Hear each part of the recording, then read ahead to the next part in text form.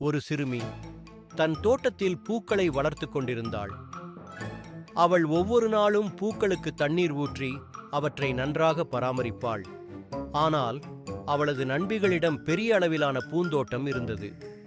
அவள் தன் பூந்தோட்டத்தை பார்த்து சிறிது வருத்தப்பட்டாள். அவள் அம்மா, எல்லா பூக்களும் ஒரே மாதிரியாக இருக்க வேண்டியதில்லை, உன் பூக்கள் உனக்கு மிகவும் அழகாகத் தெரியுமா என்று கேட்டார். சிறுமி தன் தலையை ஆட்டினாள். அம்மா, எதையும் வேண்டாமல் எதையும் விரும்பாமல் இருப்பவர்களுக்கு எப்போதும் துன்பம் இருக்காது என்று சொல்லி திருக்குறளை ஓதிக் கொடுத்தார். இதை ஒரு கதையாக பார்த்தோம். திருக்குறளில் இன்று என்ன பார்க்கப் போகிறோம்?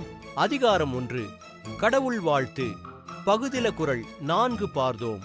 வேண்டுதல் வேண்டாமை இலானடி சேர்ந்தார்க்கு எப்போதும் எவ்விடத்திலும் துன்பமில்லை.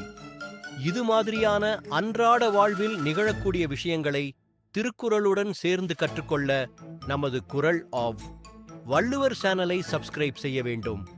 நன்றி.